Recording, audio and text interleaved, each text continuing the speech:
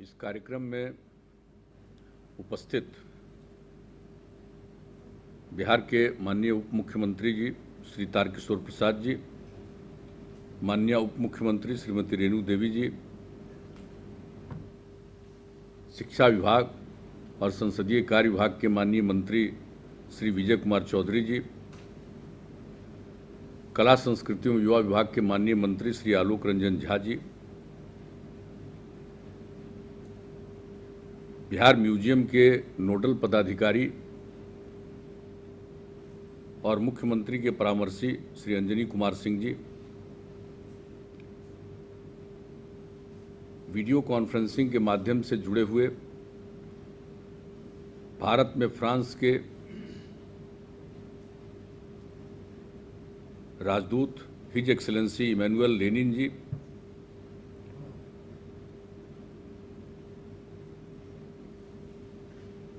छत्रपति शिवाजी महाराज वास्तु संग्रहालय मुंबई के महानिदेशक जो भी वीडियो कॉन्फ्रेंसिंग के माध्यम से जुड़े, डॉक्टर सत्यसाची मुखर्जी जी, यहाँ पर मौजूद मुख्यमंत्री के प्रधान सचिव श्री दीपक कुमार जी, कला संस्कृति एवं युवा विभाग के प्रधान सचिव श्री रवि मनुभाई परमार जी, सामान्य प्रशासन विभाग के प्रधान सचिव श्री चंचल कुमार जी, योजना एवं विकास विभाग के सचिव श्री मनीष वर्मा जी, सूचना एवं जनसंपर्क विभाग के सचिव श्री अनुपम कुमार जी, मुख्यमंत्री के ओएसडी श्री गोपाल सिंह जी, कला संस्कृति एवं युवा विभाग के अपर सचिव सह बिहार संग्रहालय के निदेशक श्री दीपक आनंद जी, बिहार म्यूजियम बिनाले 2021 के project director doctor Alka Pandey ji, video conferencing के माध्यम से जुड़े हुए देश के और अन्य सभी कला प्रेमीगण, कला संस्कृति एवं युवा विभाग के सभी पदाधिकारीगण एवं कर्मीगण, प्रिंट एवं इलेक्ट्रॉनिक मीडिया के पत्रकार मित्रों, छायाकार बंधुओं और इस कार्यक्रम से जुड़े हुए बहनों एवं भाइयों, मैं सबसे पहले बधाई देता हूं कि आज बिहार म्यूजियम बिनाले 2021 के कार्यक्रम की शुरुआत की गई है और आज बिहार दिवस है। बिहार दिवस के अवसर पर यह कार्यक्रम, और जैसा कि अंजनी बाबू ने बताया कि पिछले वर्ष ही इस कार्यक्रम को करने का उद्देश्य था, इसके लिए पूरी तैयारी की गई थी, लेकिन जो कोरोना फैलने लगा था उसके चलते कार्यक्रम स्थगित किया गया। और इस बार हुआ कि कम से कम बिहार म्यूजियम बिनाले का काम भले ही वीडियो कॉन्फ्रेंसिंग के जरिए हो, हम जरूर करेंगे और इस कार्यक्रम की शुरुआत यहाँ से की गई है। और इसके बारे में इन लोगों ने बताया है कि काफ़ी संख्या में बहुत लोग इसमें भाग लेने वाले हैं और अनेक प्रकार के कार्यक्रम आयोजित किए जाएंगे। 2 दिवसीय वर्चुअल कॉन्फ्रेंस में 20 संग्रहालयों की प्रस्तुति होगी, 8 मास्टर क्लासेज होंगे और अनेक जो कार्यक्रम किया जा रहा है इसके लिए तो मैं बधाई देता हूं। और जो बिहार म्यूजियम का निर्माण हुआ इसके बारे में भी थोड़ी बहुत जानकारी दी गई है। यहाँ पर मैं इस बात को बताना चाहता हूँ कि ये बिहार म्यूजियम का निर्माण जो हुआ तो आप लोगों को ये पता होगा 16 दिसंबर 2009 को हम गए हुए थे पटना म्यूजियम, और उसके पहले हम छात्र जीवन में पटना म्यूजियम गए थे और ये पता चला था कि पटना म्यूजियम के एक्सपेंशन के लिए कुछ योजना बनाई गई है। तो मेरी इच्छा थी कि हम चलकर देखेंगे, बहुत पहले देखे हैं। तो वहाँ हम गए देखने के लिए, और जो भी स्थिति थी ऐसी स्थिति थी, इतना सब कुछ जो वहाँ पर सारा सब कुछ था, जो भी अमूल्य धरोहर वो है, और उसके लिए बहुत ही नज़दीक रखा हुआ है यूं ही।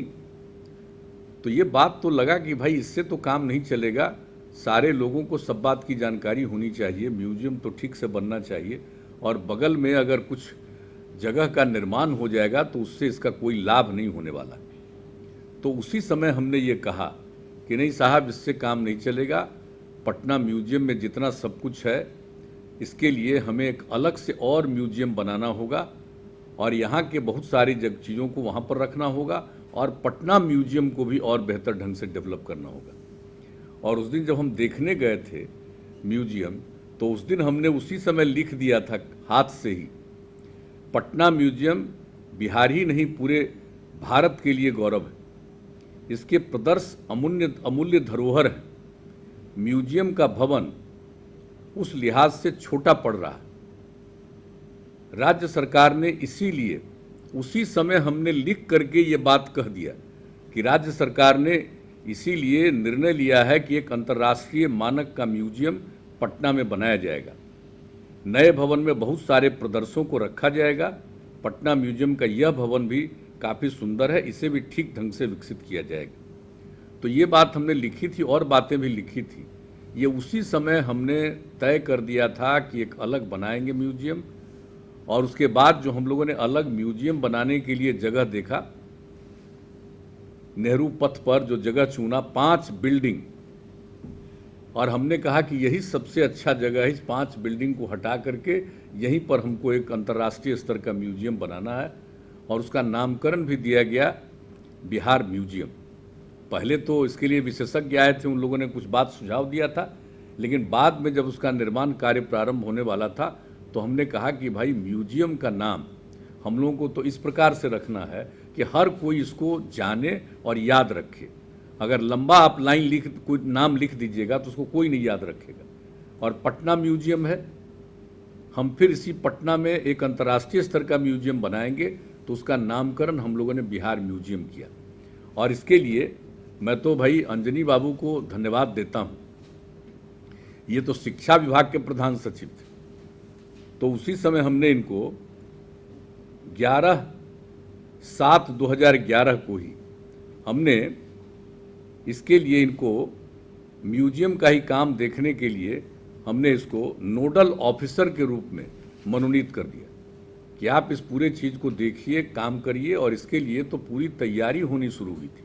आप समझ लीजिए कि 2009 में हम जा करके 2009 के अंतिम में 16 दिसंबर की, जिसकी हमने 16 उस दिन बात की, और उस दिन के बाद से लगातार इस पर चर्चा होना शुरू हुआ और अंततोगत्वा इसके लिए सारा काम जो किया गया, ये सबको मालूम है कि किस तरह से इसके लिए हम लोगों ने स्वीकृति दी। लेकिन ये हुआ कि जब भाई अंतर्राष्ट्रीय म्यूजियम बनेगा तो अंतर्राष्ट्रीय म्यूजियम किस प्रकार का बनेगा, कैसा बनेगा, इसके लिए दुनिया के विशेषज्ञ को इससे जोड़ना होगा।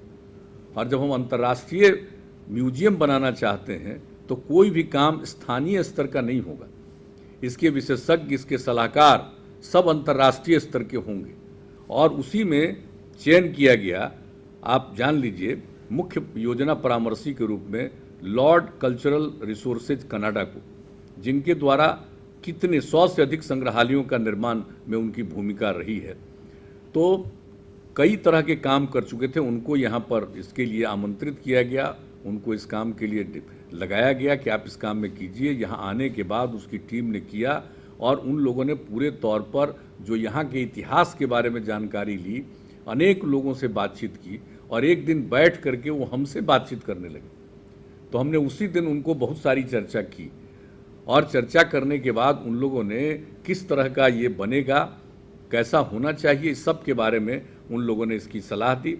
और इसके बाद भी आखिर भाई जो संग्रहालय बनाएंगे, नए संग्रहालय बनाएंगे, तो किस तरह का संग्रहालय बनना चाहिए, तो इसके लिए भी लोगों को आमंत्रित किया गया। सभी लोगों ने कई तरह के सुझाव दिए और अंततोगत्वा जापान के माकी एंड एसोसिएट्स का चयन किया गया।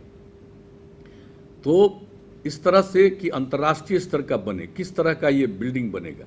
कई लोग आए थे, कई प्रकार का बिल्डिंग लोगों ने सजेस्ट किया और जो एक बिल्डिंग था उसी को कमेटी बनी थी, उसने सजेस्ट किया और कमेटी सजेस्ट कर चुकी थी। ऐसे ही एक रोज़ मेरे पास लोगों ने कहा कि भाई ये आ गया है और 3 उन्होंने बिल्डिंग का रूप बताया, डिजाइन का रूप, और कहा कि जरा आप भी देखिए। तो हमने हाथ जोड़ करके कहा कि आप लोगों का काम है, इसमें हमारी क्या भूमिका है। तो कहा कि इसमें आपकी कोई भूमिका नहीं है, आप कुछ कहिएगा उसका कोई मतलब नहीं है। हम लोगों की कमेटी तय कर चुकी है, हम लोग इसको अनाउंस करेंगे, लेकिन ऐसे ही हम पूछ रहे हैं कि आपको इन तीनों में कौन अच्छा लगता है। तो हमने कहा भाई ऐसी बात कर रहे हैं तो हमने देख करके कहा, और यही अने मार्ग में लाए थे, तो उसको हमने देख करके एक को कहा कि भाई तो बहुत अच्छा है, तो लोग बड़ा प्रसन्न हुए और लोगों ने कहा इसी का तो चयन हम लोगों ने किया है, और उसी के आधार पर इसका निर्माण का निर्णय हुआ। और उसके अलावे निर्माण कौन करेगा, तो ख्याति प्राप्त भवन निर्माण एजेंसी जो है L&T, उसका चयन किया गया। और ये सारा काम जिस तरह से शुरू किया गया, 16 जून 2013 को 498 करोड़ रुपए की लागत से अंतर्राष्ट्रीय स्तर के संग्रहालय के निर्माण की स्वीकृति दी गई। बाद में तो इसका और भी कॉस्ट बढ़ा, और इसका शिलान्यास करने का अवसर मुझको मिला 9 जुलाई 2013 को। इसका शिलान्यास किया, इसके बाद काम शुरू हुआ, और तय तो हुआ था कि इसको 2 साल के अंदर पूरा कर दिया जाएगा, 2 साल से भी कम हम लोगों ने तय किया था। और उस समय आप जानते हैं कि हम लोग बिहार दिवस मनाना शुरू कर दिए थे, तो उस समय तय किया था कि 2015 के बिहार दिवस के अवसर तक इसको बना दीजिएगा। लेकिन वो ऐसी परिस्थिति थी, उस समय तक तो नहीं बन पाया, लेकिन उसका एक हिस्सा उसके बाद 2015 में ही बना, उसका भी उद्घाटन किया, और बाद में पूरा बन करके निर्मित हुआ 2017 में। और वो बापू की जयंती के अवसर पर ये बना 2 अक्टूबर को, उसका भी पूरे तौर पर उद्घाटन 2017 में किया गया। और किस प्रकार का सुंदर सब कुछ बना है, एक एक चीज़। और जब इसका 2 अक्टूबर को उद्घाटन हुआ, तो उसके बाद आदरणीय प्रधानमंत्री जी एक दूसरे कार्यक्रम में पटना आए थे, और आने के बाद ही एयरपोर्ट पर उन्होंने कहा कि भाई हमने देखा है कि बिहार म्यूजियम बना है और बहुत अच्छे ढंग का बना है, और हमने कहा कि आप चल करके देखिए। तो जिस कार्यक्रम में गए उसके बाद वहाँ पर आए, और घंटा 1.5 घंटा उन्होंने भी देखा और इसकी प्रशंसा की। जहाँ तक मुझको याद है, लगता है 14 अक्टूबर को ही वो आए थे उसी साल 2017 में, तो उस समय उसको उन्होंने भी देखा। तो क्या इसको देख लीजिए, और किस तरह से लोग हजारों की संख्या में प्रतिदिन आते हैं। और आपको मालूम है, जब हम लोग म्यूजियम बना रहे थे, स्थल का चयन किया था, कितनी बाधाएं की गई थी उत्पन्न, और कितने लोग जो अपने को मानते हैं बहुत बड़े विद्वान हैं, लेकिन उन लोगों ने क्या क्या वक्तव्य दिया था। हम तो कहते थे कि भाई हम लोग विकास का इतना काम कर रहे हैं, और विकास के काम के साथ साथ जो कुछ भी है ये म्यूजियम का काम है। आने वाली पीढ़ी को अपने जो कुछ भी यहाँ का इतिहास है उसके बारे में सब चीज़ को देखने का, और जो महत्वपूर्ण चीज़ें हैं उसको देखने का अवसर मिलेगा। क्योंकि हम भी तो छात्र जीवन में पटना म्यूजियम देखे थे और उसको देखते थे, और बाद में जब गए तो लगा कि भाई इसको बढ़िया ढंग से, जिस तरह से अंतर्राष्ट्रीय स्तर पर लोग म्यूजियम बनाते हैं और किस तरह से उसको रखते हैं, उस तरह से होना चाहिए। तो ये सब किया गया। तो बहुत तरह का क्रिटिसिज्म भी कुछ लोगों ने किया, लेकिन ज़्यादातर लोगों ने इसका स्वागत किया और पसंद किया। और एक एक बात हुआ, कई तरह की बात कही गई कि ये चीज़ तो पटना म्यूजियम में है, उसको रहना चाहिए। हम लोगों ने बता दिया कि अरे भाई पटना म्यूजियम भी रहेगा, और पटना म्यूजियम को भी हम लोग पूरे तौर पर विकसित करेंगे। और ये जो बना है बिहार म्यूजियम, उसमें किस तरह का चीज़ बना। ओरिएंटेशन दीर्घा दर्शकों को पूरे संग्रहालय के बारे में जानकारी देती है, जिससे दर्शक अपने रुचि से चयनित दीर्घाओं में आसानी से भ्रमण कर सकें। इसके साथ साथ ओरिएंटेशन थिएटर भी है, जो पूरे गौरवशाली अतीत का चेहरा संक्षिप्त समय में देख सकता है। ये काम किया गया। दूसरा, इतिहास दीर्घा हिस्ट्री गैलरी में प्राग ऐतिहासिक काल प्री हिस्टोरिक पीरियड से लेकर 1764 ईस्वी तक के कालखंड को प्रदर्शित किया गया। जो यहाँ का इतिहास दीर्घा है, उसमें जो वहाँ से पटना म्यूजियम से लाया गया है, उसको ये प्रदर्शित किया गया उस दीर्घा में। एक दीर्घा को कंटेम्प्ररी आर्ट गैलरी के रूप में विकसित किया गया, जिसमें देश के जाने माने कलाकारों की कला को प्रदर्शित किया गया। अब आप सोच लीजिए, जाने माने कलाकारों के कला का प्रदर्शन किया जाता है। एक गैलरी इस तरह की बनी है।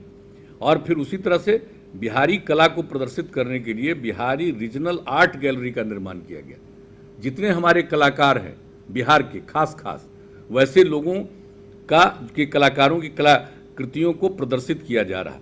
और इसके माध्यम से बिहार राज्य की समृद्धि, हस्तशिल्प, लोक कला के लोग लोक कला से लोग अवगत हो रहे हैं, और उन कलाकारों की कला को अधिक लोकप्रियता के साथ बेहतर रोजगार के अवसर मिल रहे हैं। इसके अलावे यहाँ पर बच्चों के लिए विशेष दीर्घा चिल्ड्रंस गैलरी का निर्माण किया गया।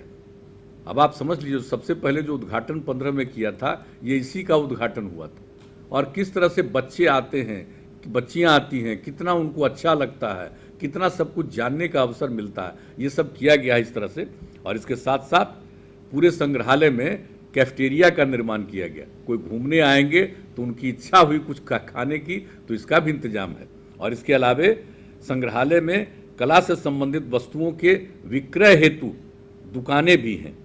तो एक एक तरह का जो आगंतुक हैंडीक्राफ्ट को खरीद सकते हैं। तो ये सब काम इस तरह से 5-7 तरह का इंतजाम किया गया है। इसमें सिर्फ हिस्ट्री गैलरी नहीं है, हिस्ट्री गैलरी के अलावे बहुत सारी चीज़ों का इंतजाम किया गया। और यही है अंतर्राष्ट्रीयता। इंटरनेशनल स्तर पर आज तक इस देश में कोई दूसरा म्यूजियम नहीं बना है, ये पहला म्यूजियम बना है। बिहार म्यूजियम अंतर्राष्ट्रीय स्तर का है और इस म्यूजियम में इतना सारा सब कुछ किया गया। तो ये कितनी खुशी की बात है। कितने लोग बाहर से आते रहे, जितना बार भी कार्यक्रम हुआ। शिलान्यास के बाद एक हिस्से का उद्घाटन हुआ 15 में, दूसरे हिस्से का उद्घाटन हुआ 17 में। कितने लोग बाहर से आए थे और किस तरह से लोगों ने इसकी प्रशंसा की थी। तो ये सब काम जो किया गया है, सारा सब कुछ किया गया है। और हमने जानबूझकर इस काम के लिए हमने अंजनी बाबू पर मुझको भरोसा है। और आप जान लीजिए कि आजकल तो ये बने हुए हैं मुख्यमंत्री के परामर्शी, जो विकास मिशन का भी काम इनको देखना है। लेकिन हम तो देखते हैं कि विकास मिशन के काम में इनकी दिलचस्पी कम रहती है और खुशी होती है कि जो बिहार म्यूजियम है उसी में इनकी दिलचस्पी रहती है। और किस किस तरह के कार्यक्रम दुनिया भर के लोगों को लिंक करना, ये कितना अच्छा लगता है। मुझे तो बहुत इसके लिए मैं बधाई देता हूँ, धन्यवाद देता हूँ। और विभाग को भी मैं कहूँगा कि पूरे तौर पर कला संस्कृति एवं युवा विभाग को पूरे तौर पर, हमारे माननीय मंत्री भी हैं, एक एक चीज़ को जा करके देख लीजिए और किस तरह से कोई भी चीज़ का इंतजाम किया गया। और इसके अलावे और सब कुछ जो करने का प्रबंध किया गया, कैसा सुंदर बिल्डिंग है, कितने तरह की उसमें मीटिंग्स हो सकती है, कितने तरह से वहाँ काम हो सकता है, ऐसा तो कहीं है ही नहीं। और इसलिए जब लोग आते हैं तो कितना प्रसन्न होते हैं। तो कुछ लोग तो मेरी आलोचना किए थे, लेकिन आज देख लीजिए, जा करके देख लीजिए कि आने वाले लोगों को ये सब चीज़ कितना अच्छा लगता है। तो ये सब काम जो किया जा रहा, मुझे इस बात के लिए बहुत खुशी है। और एक बात हम और कह देना चाहते हैं आज के अवसर पर, ये बिहार म्यूजियम बिनाले का आयोजन आपने किया है और इस तरह का कार्यक्रम तो आगे भी करिए। बिनाले का है मतलब 2 साल तक करिएगा, तो ये काम तो करिए। लेकिन इसके अलावे आप इस बात को भी प्रचारित करना है जो हम लोगों ने शुरू में कहा था, पटना म्यूजियम का एक हिस्सा आएगा बिहार म्यूजियम में और ये अंतर्राष्ट्रीय स्तर का होगा, यानी उसके अलावे अन्य चीज़ें होंगी। ये सब तो किया जा रहा। लेकिन जो पटना म्यूजियम है, उस समय भी हमने कहा था, और पटना म्यूजियम को जो पूरे तौर पर बनाया जा रहा है बेहतर ढंग से, आप अच्छी तरह जान लीजिए कि एक एक चीज़ जो वहाँ पर किया गया है। विश्व प्रसिद्ध राहुल सांस्कृतायन द्वारा तिब्बत से लाई गई पांडुलिपियों को पटना संग्रहालय में रखा गया। और हम जाकर के देखे, हमने कहा भाई यूं ही रखा हुआ है। ये जब वहाँ से ये बात आई है पांडुलिपियों को, इन सब चीज़ों के बारे में तिब्बत से आया है, इसके बारे में पूरी जानकारी, पूरा इतिहास वो सिर्फ रखा हुआ है। इसका तो पूरा का पूरा अनुवाद करवाइए, विभिन्न भाषाओं में लिखवाइए, अंग्रेजी में करवाइए, हिंदी में करवाइए। इसके लिए लोगों को जो अनुरोध किया गया, जो लोग इस देश से लगे हुए लोग हैं, तिब्बत से जुड़े हुए लोग हैं, उनके लोगों से जो यहाँ पर जो काम कर रहे हैं, उन सब लोगों को कहा गया कि भाई इसका करिए, अनुवाद करके बताइए, ताकि नई पीढ़ी के लोगों को तिब्बत के बारे में एक एक चीज़ की जानकारी हो। और ये कहाँ रखा जा रहा? ये पटना म्यूजियम में रखा जा रहा। अभी जाकर के देखिए, ऐसे ही दिखाई पड़ेगा, राहुल सांस्कृतायन जी की याद आएगी, तिब्बत की याद आएगी। लेकिन क्या चीज़ है, कितनी बड़ी चीज़ें हैं, क्या कुछ लेकर के आए हैं राहुल सांस्कृतायन साहब, उन सब चीज़ों के बारे में सबको जानना चाहिए। यह इंतजाम किया जा रहा है पटना म्यूजियम में। और यही नहीं, एक एक चीज़ का किया जा रहा है।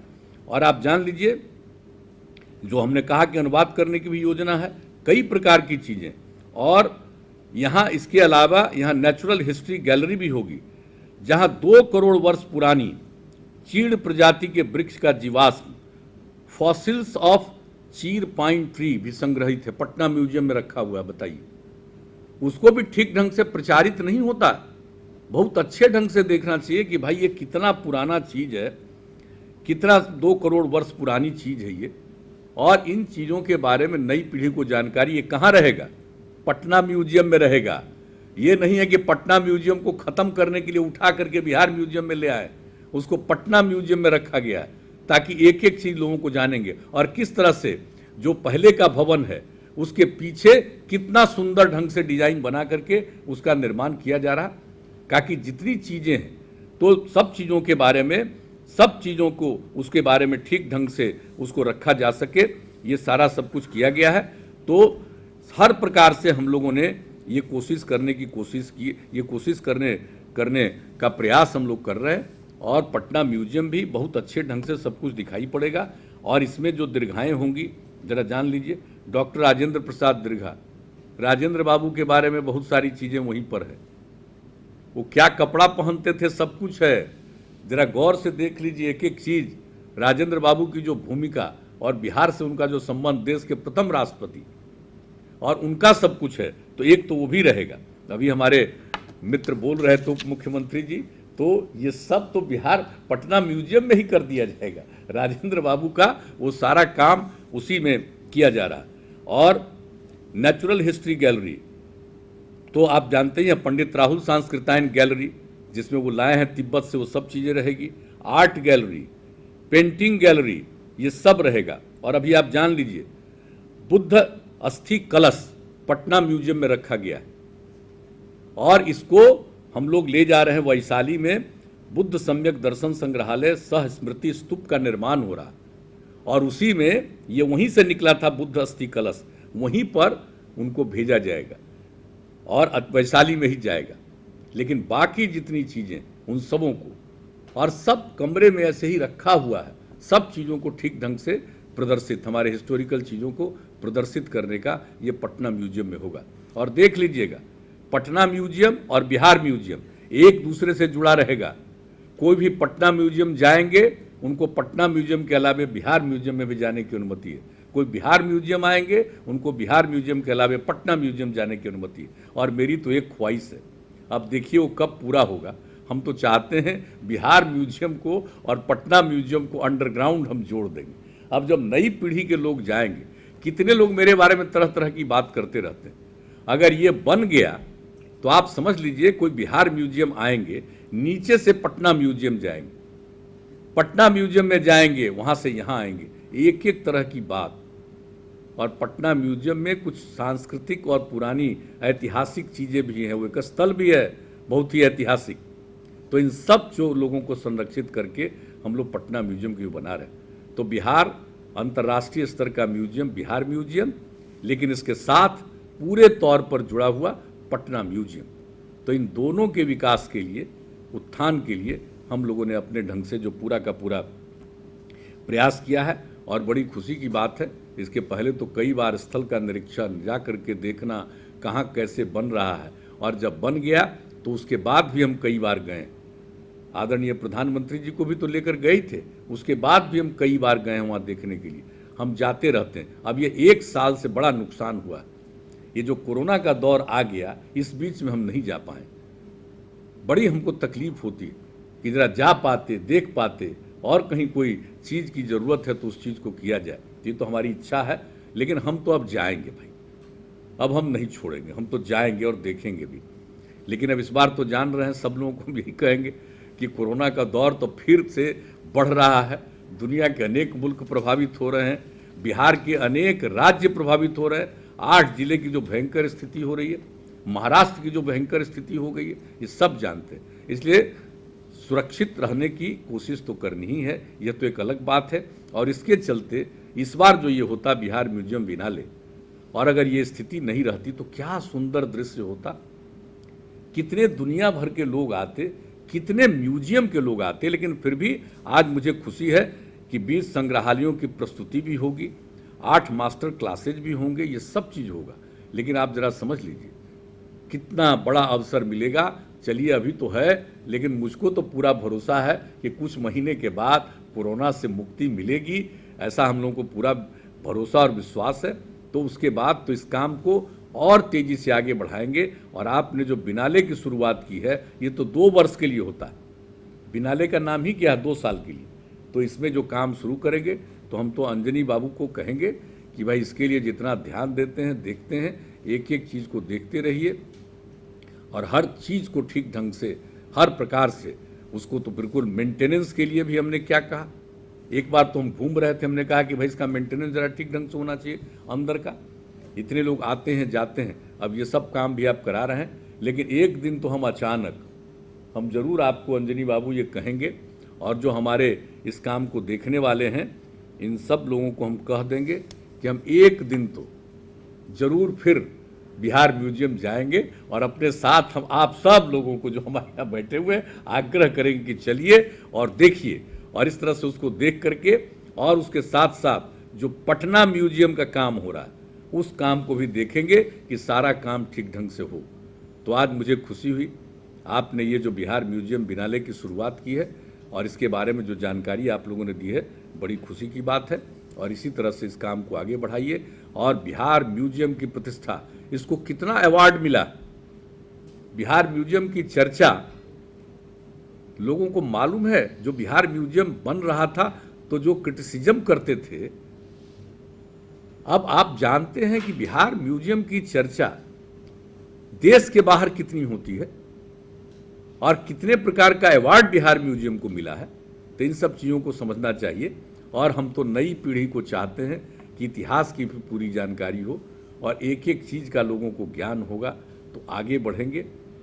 और हर इतिहास के बारे में जानना कितनी बड़ी चीज़ है। क्या पौराणिक स्थल है बिहार, इस पौराणिक स्थल के बारे में हमारे आने वाली पीढ़ी को हर बात की समझ होगी, जानकारी होगी। तो फिर से बिहार कितना आगे था, कितना पीछे हो गया, इसको फिर से हमको नई ऊंचाइयों तक ले जाना है। और उसके लिए न सिर्फ उनका अध्ययन, उनमें प्रेम भाईचारे का भावना लाना, लेकिन उसके साथ साथ जो नई पीढ़ी के लोग हैं जो पढ़ते हैं और उन सब लोगों को जो स्कूलों में पढ़ने वाले लोग हैं, इसके लिए क्या इंतजाम हमने किया, उन सब लोगों को, हर स्कूल के बच्चे बच्चियों को ला करके बिहार म्यूजियम को, पटना म्यूजियम को दिखाने की भी योजना है। अभी तो मान लीजिए कोरोना का दौर चल गया है 1 साल से, वो एक अलग बात है, लेकिन सब देखेंगे तो अपने इतिहास के बारे में जानेंगे, क्या गौरवशाली इतिहास है, इसके बारे में समझेंगे। तो आने वाली पीढ़ी, आने वाले समय में हमको फिर से बिहार को नई ऊंचाइयों पर ले जाना है, इसका मन में एक संकल्प होगा। तो इसलिए बिहार म्यूजियम को और बेहतर ढंग से, खूब अच्छे ढंग से चलाना है। और इसका जो इसकी जो एक प्रतिष्ठा हुई है, न सिर्फ इस प्रतिष्ठा को कायम रखना है, बल्कि दुनिया भर के महत्वपूर्ण म्यूजियम के साथ इसको जो लिंक करने की आपने शुरुआत की है, उससे लिंक करके हम सब लोगों को, ये वाकई अंतर्राष्ट्रीय स्तर का है। इसलिए अंतर्राष्ट्रीय स्तर पर जितने इस तरह के खास म्यूजियम हैं, उनके साथ भी संपर्क और संबंध होना चाहिए। सब जगह के लोग आए और सब जगह के लोगों को यहाँ के बारे में भी जानकारी, और यहाँ पर जो कुछ भी है उसके बारे में जो जानकारी होती है, लोगों को बहुत खुशी होगी और जानेंगे कि हमारा जो पुराना इतिहास कितना गौरवशाली। इसलिए इन्हीं शब्दों के साथ आज का जो आयोजन आप लोगों ने किया बिहार म्यूजियम बिनाले का, इसके लिए मैं अपनी शुभकामनाएं देता हूं। और जो लोग भी यहाँ पर उपस्थित हैं और वीडियो कॉन्फ्रेंसिंग के माध्यम से सब लोग इससे जुड़े हुए हैं, मैं सब लोगों का अभिनंदन करता हूं। और इस कार्यक्रम को खूब अच्छे ढंग से अनेक दिनों तक, 7 दिनों तक जो चलाने वाले हैं, ये कार्यक्रम बहुत अच्छे ढंग से क्रियान्वित हो और लोगों पर इसका बेहतर असर पड़े, यही हमारी शुभकामना है। इन्हीं शब्दों के साथ आप सबको धन्यवाद देते हुए मैं अपनी वाणी को विराम देता हूँ।